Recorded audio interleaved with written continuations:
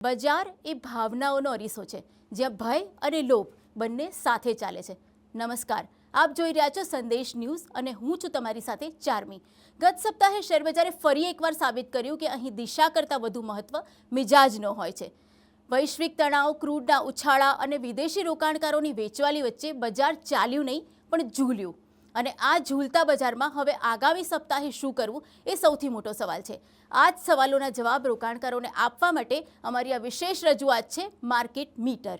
ભારતીય શેરબજારમાં ગત સપ્તાહે સમાચારોની અસરથી ઉતાર ચઢાવ જોવા મળ્યા. આમ સાપ્તાહિક રીતે જોઈએ તો આંકડાઓ કહે છે કે બજાર અગાઉના સપ્તાહ કરતાં આ સપ્તાહે વધીને બંધ આવ્યું છે. પણ સવાલ એ છે કે આવા બજારમાં રોકાણકારોએ શું કરવું, ક્યાં પૈસા રોકવા, કયા સેક્ટર્સ અને શેર્સ પર નજર રાખવી, આ તમામ વિશે આજના શોમાં આપણે કરીશું વાત અને એક્સપર્ટ પાસેથી જાણીશું આવતા સપ્તાહની ટિપ્સ. અને તેના માટે આગળ વધીએ હવે વીકલી માર્કેટ બ્લાસ્ટ તરફ. માર્કેટના ઉતાર ચઢાવ અને આવતા સપ્તાહની ચાલ વિશે વાત કરવા આપણી સાથે જોડાયા છે માર્કેટ એક્સપર્ટ મિલનભાઈ શાહ. મિલનભાઈ, સ્વાગત છે આપનું સંદેશ ન્યૂઝમાં. મિલનભાઈ, સૌથી પહેલાં તો ગત આખું સપ્તાહ આપણે જોયું કે 4 દિવસનું જ સપ્તાહ હતું. એક દિવસ વધારો, એક દિવસ ઘટાડો, પાછો એક દિવસ વધારો ઘટાડો, એવું જ માર્કેટ આખા સપ્તાહે રહ્યું. આમ જોઈએ તો આખા સપ્તાહના અંતે માર્કેટનો જે લેવલ છે એ વધીને બંધ આવ્યું છે. તો તમારા મતે ઓવરઓલ આ સપ્તાહ કેવું રહ્યું ગણાય? કારણ કે એપ્રિલ મહિનામાં પણ તમે જુઓ તો માર્કેટમાં લગભગ ઉછાળા સાથે આખા મહિનાના અંતે માર્કેટ બંધ આવ્યું એમ કહી શકાય. તો ઓવરઓલ માર્કેટ કેવું રહ્યું આ સપ્તાહે? ઓવરઓલ માર્કેટ જે પ્રમાણેના ન્યૂઝ હતા, ક્રૂડનો જે $125 ટચ કર્યા એ પ્રમાણમાં માર્કેટમાં ઘટાડો ઘણો ઓછો હતો અને ધારણા પ્રમાણે રિટેલ ઇન્વેસ્ટરોની ખૂબ સારી અને આપણા વેલ્યુ બાઇંગ ઇન્વેસ્ટમેન્ટ પણ ઘણું જોવા મળ્યું. આ જોતાં એવું લાગે છે કે હજી રોકાણકારોનો માર્કેટમાં વિશ્વાસ પૂરેપૂરો ટકેલો છે અને આગામી સપ્તાહમાં પણ એની અસર દેખાશે. ઓકે, હવે ગયા સપ્તાહની વાત કરીએ. જેમ તમે કીધું કે ક્રૂડમાં આટલો બધો ઉછાળો આવ્યો, આપણે રૂપિયાનો લેવલ જોયું કે 95.34ની ઐતિહાસિક સપાટીને રૂપિયો ટચ કરીને પાછો આવ્યો અને બીજા બધા પણ વૈશ્વિક પરિબળો જેમ ઈરાન અમેરિકા યુદ્ધ તો ચાલી જ રહ્યું છે, એની અસર પણ જોવા મળી. તો આ બધા પરિબળો વચ્ચે એવી ધારણા હતી કે જે પ્રમાણે વૈશ્વિક બજારોમાં અસર જોવા મળી છે, ભારતીય બજારો પણ વધારે તૂટે એવી શક્યતા હતી. કયા પરિબળો એવા રહ્યા કે જે માર્કેટ ટકીને રહ્યું આ વખતે, એટલો ઘટાડો ન જોવા મળ્યો જેવો એક્સપેક્ટેડ હતો?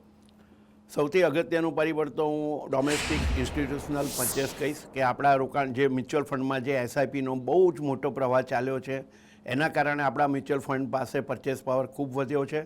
જ્યારે બજાર ઘટે છે ત્યારે તેમની ખરીદી પણ ખૂબ આવે છે, એ પણ એક અગત્યનું છે. બીજું, ભારત સરકારની તટસ્થ નીતિ કે આ કારણે આ વૈશ્વિક યુદ્ધોના કારણે ભારતમાં ઇફેક્ટ એની ઓછી થાય છે. ક્રૂડનું મેનેજમેન્ટ પણ ખૂબ સારું ચાલી રહ્યું છે. મોંઘવારીને રોકવા માટે પેટ્રોલ ડીઝલના ભાવો આજ સુધી ગમે તે કારણોસર ટકેલા છે, એનો પણ એક મોટી ઇફેક્ટ પડેલી છે. અને મને એવું લાગી રહ્યું છે કે જે દરેક ઘટાડા ઉપર ઇન્વેસ્ટરો ચોક્કસ બાય કરી રહ્યા છે સારા શેરોમાં અને આના કારણે બજાર ટકેલું છે, આગળ પણ ટકેલું રહેશે. ઓકે, હવે સપ્તાહના સેક્ટર્સની વાત કરીએ તો બેન્કિંગ, આઈટી જેવા સેક્ટર્સ લગભગ ખાસા ચર્ચામાં રહ્યા. કેટલાક રિઝલ્ટ્સ પણ આવ્યા, એની અસર પણ આપણને જોવા મળી. બેન્કિંગ સેક્ટર આમ જોઈએ તો સાપ્તાહિક રીતે વધ્યું છે, પણ એક્સિસ બેંક છે કે આઈસીઆઈસી બેંક છે એવા શેર્સમાં ઘટાડો જોવા મળ્યો છે. સાથે તમે આઈટી સેક્ટર લઈ લો તો એનામાં પણ ઘણી બધી ઉતાર ચઢાવ આપણને જોવા મળ્યા છે. તો સેક્ટર સ્પેસિફિક કેવી મુવમેન્ટ ગયા સપ્તાહે રહી અને કયા સેક્ટર્સ વધારે ફોકસમાં રહ્યા? ખાસ કરીને આઈટી સેક્ટરની પહેલાં વાત કરીશ. જ્યારથી એઆઈની એક બીક આવી છે માર્કેટમાં ત્યારથી એવું કહેવામાં આવે છે કે જે બીપીઓ ઉદ્યોગ ધરાવી રહ્યા છે તેમાં બહુ જ એમના કામમાં મોટો ઘટાડો થશે અને નોકરીઓ બધી છીનવાઈ જશે. મને યાદ છે વર્ષો પહેલાં જ્યારે કોમ્પ્યુટર આવ્યા ત્યારે આવી જ બીક માર્કેટમાં હતી કે કોમ્પ્યુટરના આવવાથી બધાની નોકરીઓ છીનવાઈ જશે. પણ એની જગ્યાએ આપણે જોયું કે એક નવો બહુ જ મોટો ઇન્ડસ્ટ્રીઝનો ચાલુ થયો અને લાખો નોકરીઓ એમાં જનરેટ થઈ. આવું જ કંઈક એઆઈ માટે થશે. એઆઈની અંદર પણ જેમ એનો ઉપયોગ વધશે એમાં નવી નોકરીઓની જનરેટ થશે અને એમાં પણ આગળ આપણે એટલી મોટી બીક જોવા નહીં મળે. તો આઈટી કંપનીઓમાં જે ઘટાડો છે એ મારા ખ્યાલથી આ વર્ષ પૂરતો રહેશે અને જેમ જેમ એના સ્પષ્ટતા આવતી જશે તેમ તેમાં સ્ટેબલ આવશે. બેન્કિંગ શેરો માટે હું ખૂબ પોઝિટિવ છું.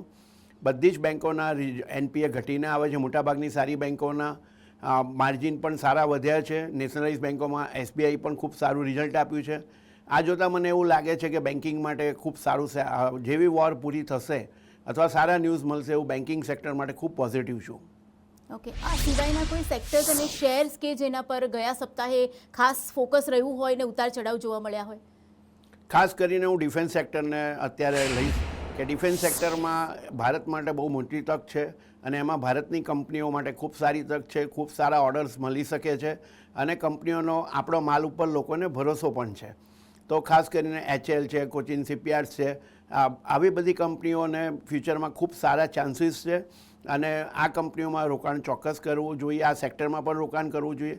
બીજું એનર્જી સેક્ટરની વાત કરીશ. ક્રૂડના જ્યારે પણ ભાવોમાં ભડકો થાય છે ત્યારે જે વધારાની એનર્જી છે, રિન્યુએબલ એનર્જી છે, સોલાર એનર્જી છે, વિન્ડ એનર્જી છે, આ બધી કંપનીઓને ખૂબ મોટો ફાયદો થવાની એક શક્યતા છે.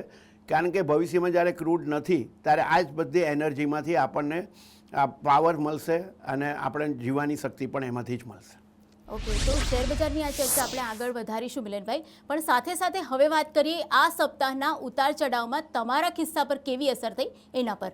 લગ્નગાળાની સિઝનમાં સૌથી વધુ અસર જેના પર થતી હોય છે એ છે સોના અને ચાંદી. હવે સોના અને ચાંદીની વાત કરીએ તો આ સપ્તાહે કિંમતમાં લગભગ નજીવો ફેરફાર આપણને જોવા મળ્યો છે. સોનાની કિંમતમાં ઉતાર ચઢાવ તો રહ્યા, પણ સોનું 1,55,000થી ઘટીને 1,53,000ની રેન્જમાં જ ફરતું રહ્યું અને ચાંદીમાં પણ એવી સ્થિતિ જોવા મળી. જો કિલોના ભાવની વાત કરીએ તો સ્થાનિક ચાંદીમાં 2,45,000ની આસપાસ જ ચાંદીના ભાવ ફરતા રહ્યા. વચ્ચે થોડો ઘટાડો પણ જોવા મળ્યો, પણ ફરી ભાવ 2,45,000 આવ્યા.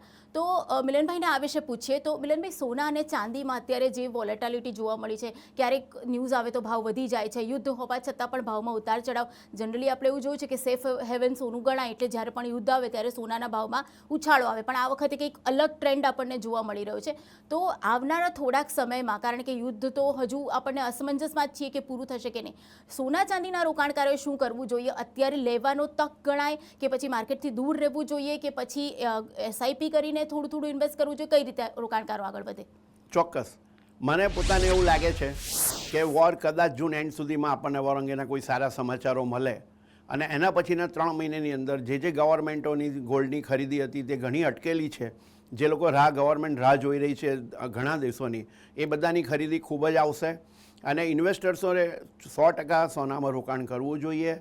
આ ભાવે પણ રોકાણ કરી શકાય. અત્યારે જે ભાવો વોર થાય ત્યારે સોનું વધે છે, પણ અત્યારે ઘટ્યું છે એનું કારણ એક જ છે કે જે ખાડીના દેશોની પરચેસ પાવર હતો એ અત્યારે ખૂબ ઓછો થઈ ગયો છે.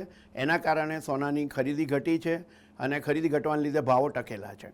પણ ડિસેમ્બર સુધીમાં મારું પોતાનું એવું ધારણા છે કે 1,85,000થી 1,90,000ની વચ્ચે સોનું ચોક્કસ પહોંચી શકે છે અને આ ધારણા રાખીને આપ રોકાણ કરી શકો છો. ઓકે, તો સોનાના રોકાણકારો માટે કદાચ સૌથી મોટી ટીપ હશે અત્યારે કે કઈ રીતે આગળ વધવું. તો સોનાની સાથે સાથે હવે ક્રૂડ તેલની વાત કરીએ તો સૌથી વધુ અસર કરનાર પરિબળ જો આ વખતે રહ્યું હોય તો એ ક્રૂડ તેલની કિંમતો રહી છે. સપ્તાહની શરૂઆતથી જ ક્રૂડ તેલની કિંમતો વધીને $109ની સપાટીએ પહોંચી હતી. ત્યારબાદ તેમાં ક્રમશઃ વધારો આપણે જોયો, $110, $116.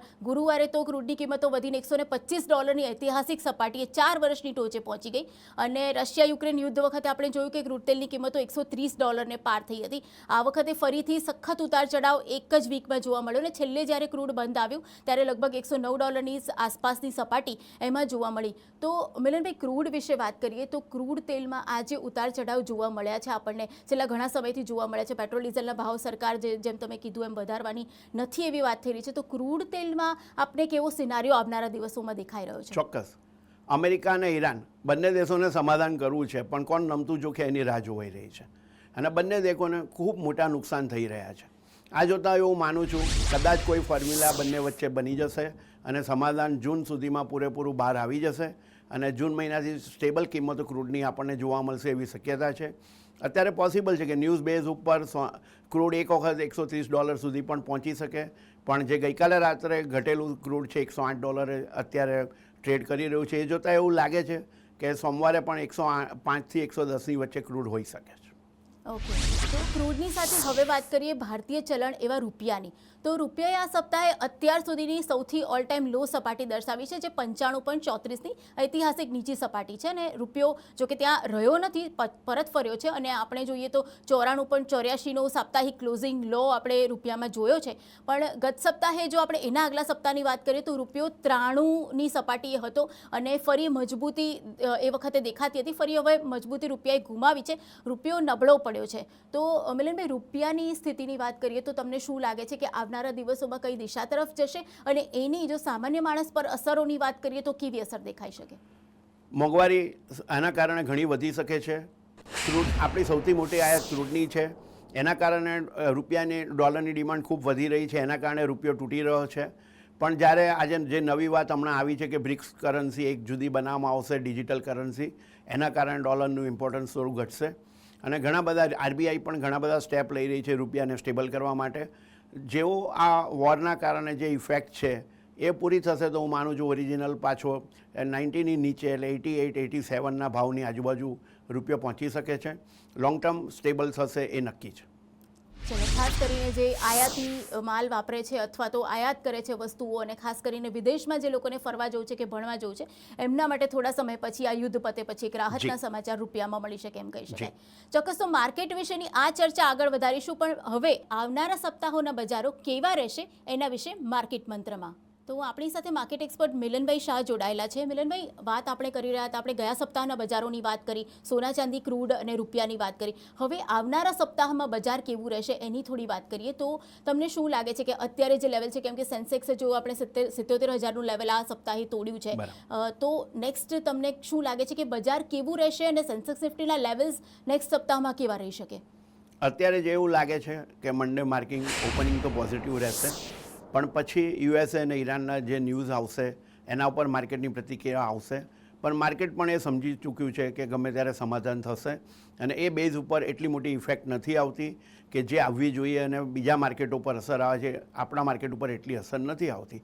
બીજી બાજુ જે આપણે ડોમેસ્ટિક ઇન્સ્ટિટ્યૂટની જે ખરીદી છે ખૂબ મોટા પ્રમાણમાં આવે છે અને વેલ્યુ બાઇંગ પણ ખૂબ મોટા પ્રમાણમાં આવે છે, એના કારણે પણ એટલી ઇફેક્ટ નથી આવતી. જ્યારે પણ બજાર આટલું ખરાબ થતું હોય ત્યારે 100% સારા શેરોમાં રોકાણ કરવું જોઈએ, તો તમને ફ્યુચરમાં ખૂબ સારો ફાયદો પણ થઈ શકે છે. ઓકે, જો આવનારા સપ્તાહની વાત કરીએ તો હમણાં જ માર્કેટ બંધ થયું પછી એક અગત્યના ન્યૂઝ આવ્યા, જેમ કે જીએસટી કલેક્શન આપણું સર્વોચ્ચ સપાટીએ જોવા મળ્યું, અને સાથે જ આ વખતે ચોમાસું જે છે એ સમયસર આવવાની પણ જાહેરાત એક આઈએમડી દ્વારા કરવામાં આવી છે. અને એ સિવાય તમે જુઓ તો જે ક્રૂડ તેલના ભાવ જ્યારે માર્કેટ ચાલતું હતું એ હતા એના કરતાં પણ ઘટીને આવ્યા છે. તો આ બધા પરિબળોને એ સિવાય બીજા એવા કયા પરિબળો છે, કેમ કે રિઝલ્ટ્સ પણ છે કેટલી બધી કંપનીઓ હતા, એ બધાની અસર માર્કેટ પર આવનારા સપ્તાહે કેવી જોવા મળશે? રિઝલ્ટો પ્રમાણમાં ખૂબ સારા આવી રહ્યા છે. જે વાતાવરણને જોતાં અને વૈશ્વિક પરિસ્થિતિ જોતાં રિઝલ્ટને જોઈએ તો પ્રમાણમાં સારા ગણી શકાય. અને હું એવું માનું છું કે આપણા ભવિષ્યમાં માર્કેટમાં ખૂબ સારું રહેવાની શક્યતા છે. આપણી બેન્કોના રિઝલ્ટ પણ ખૂબ સારા આવે છે. તમને એક બીજા ન્યૂઝ ઉપર પણ હું ધ્યાન દોરીશ કે બેન્કોનું ધિરાણ પ્રમાણમાં 2% વધ્યું છે આ ક્વાર્ટરમાં. તો આ જોતાં જ્યારે ધિરાણની જરૂરિયાત ક્યારે પડે કે જ્યારે નવા પ્રોડક્શન થતા હોય, નવા યુનિટ આવતા હોય, માલની નવી ખરીદી થતી હોય, ત્યારે ધિરાણ વધુ જરૂર પડે છે. આ જોતાં એવું લાગે છે કે ફ્યુચરમાં ખૂબ સારું છે.